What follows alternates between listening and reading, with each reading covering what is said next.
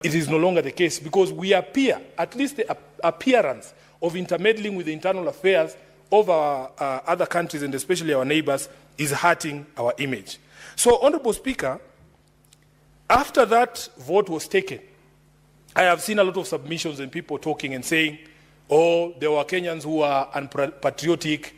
But I want to remind Kenyans that we are a very divisive society. We have to come to accept, in fact, Honorable Speaker, as a political leader in this country, we have held the position that you must allow people to criticize you. You must allow people to insult you because, as you know, you are a lawyer like myself, Honorable Speaker, the High Court, our own High Court, has ruled that the freedom of expression extends to insults. That there is no requirement, and Senior Counsel is here, he can tell us, there is no constitutional imperative that when somebody speaks to you, they are nice to you. There is nothing like that.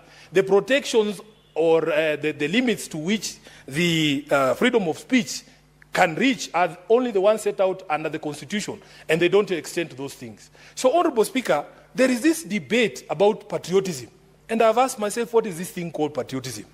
Honorable Speaker, we live in the city here, and in Nairobi we have one simple rule. If you love me, I will love you back. But if you do not show me love, there is no way you can expect commensurate affection from me. It is that simple. You love the people and the things that love you back. Honorable Speaker, when you speak to many of the young people, they feel that this country does not love them. From the day that you are born, Honorable Speaker, look at the situation in our maternities. Look at the situation in hospitals like Mama Lucy. The country, because of our failures to provide proper health care, is actively trying to kill you from the day that you are born. That is the situation we are born into. If you compare to other countries, Honorable Speaker, and we have traveled the country, the world, and we have seen, from the days that you are born, the way the country takes care of you, the sort of maternal health care that you are given, the sort of nutrition that you are given, you can see a country trying its best to make you survive, not a country actively coming after your life. Honorable Speaker, we go to places and we see education is free from primary school to the university. The country is actively trying to mold you into a proper citizen for the benefit of the country. It is very easy to love a country like that. But what is the situation in Nairobi? What is the situation in Kenya? Honorable Speaker, we have not done enough to make people feel like they belong to this country and that this country works for them. You cannot therefore fault people when they express anger against their own country.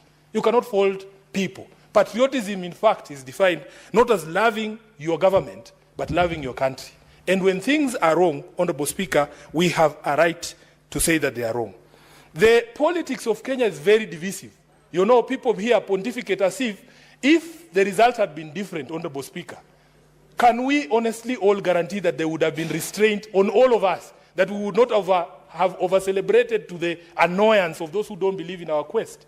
Nobody can give you that guarantee. People are allowed to celebrate or to cry or to whatever, express themselves as much as they wanted. But I know Raila Odinga. Raila Odinga is the most insulted political leader in Kenya. Every single day you wake up, he's trending on Twitter, he's trending on Facebook, he's a headline in at least 3 newspapers per week. He doesn't appear to be fazed by any of those things because he understands you have to have a thick skin as a political leader in this space. If you put yourself out in the public, you can expect people to be insulted. To insult you.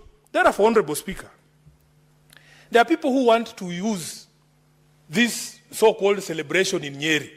And when I watched that clip, Honorable Speaker, it was 2 Mama Mbogas at a market in Karatina. And when people speak about it, you can think the entire region of Mount Kenya. And in fact, the most annoying and saddest thing was attempts by leaders, some in very senior positions in parliament, trying to extrapolate and make it look like it is the people of a mountain celebrating Raila's loss. Honorable Speaker, these are the things that bring division in our country. As SG of ODM, I am aware that for the first time in the last election, Raila Odinga got over 1 million votes in the election.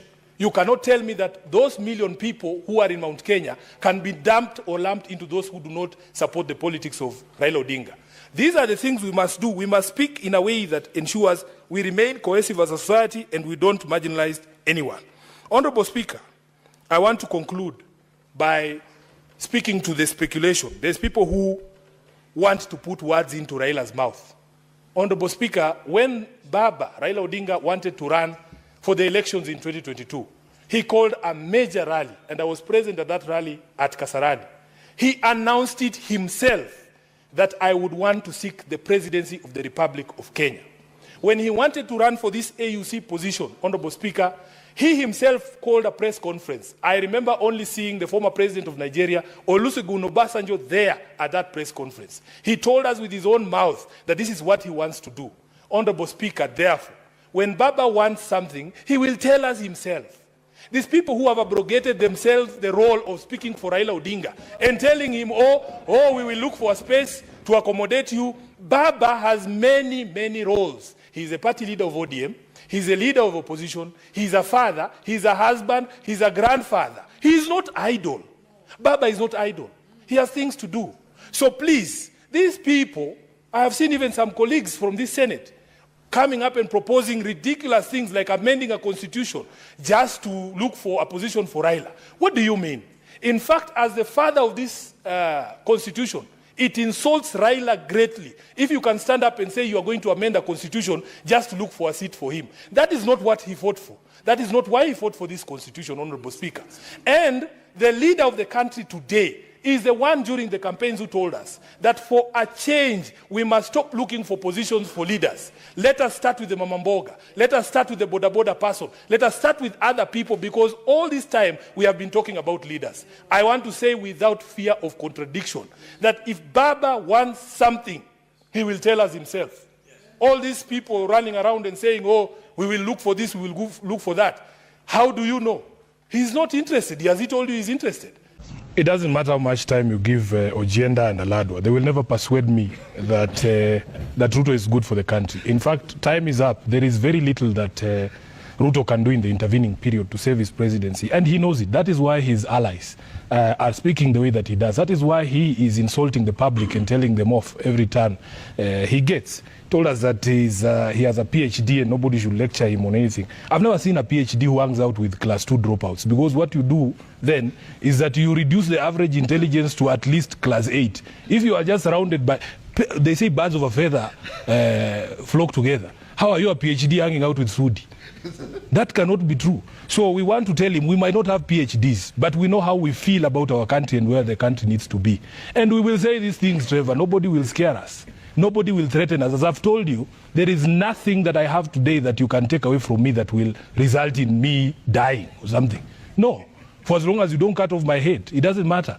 I will speak the truth as I see it. And I will say the things that I have to say, because these are the things that people are telling me to say. I don't represent myself. I represent over 2.5 million voters here in Nairobi. I don't know how many judges Ekuru represents on this show. Because his stronghold is the Court of Appeal. Gentlemen, thank you for making time. No, that's your question. Sifuna, you are saying that William Ruto is hanging out with standard 2 dropouts. Let me ask you a question. Our fathers, are they university? Are they graduates? Number 2, can you compare me with you, Sifuna? You know, my IQ and your IQ, it is not even a quarter. So, look for somebody you can compare yourself with, or you can compare William Ruto with, but not me. I'm in another class. Not because I'm bragging, but you can ask my history. You don't have even a quarter of my knowledge. So don't be stupid. Don't talk like a kid. Oh, you know, every day you've been. You insult this one, you rubbish the other one. Oh, you know. So can you go and ask people or ask your friends if. And I ask them to tell you the truth. They will tell you the truth that you are nothing. And you don't reason like even a standard 4, Form 4 dropout. Leave alone standard 2. Because, my friend, it is not about school. It's about skills. It's not about PhD. It's about calculation. So long as you can speak, you can think, you can see, you can smell, I don't think you have both of those things. You're just a coward, a stupid man.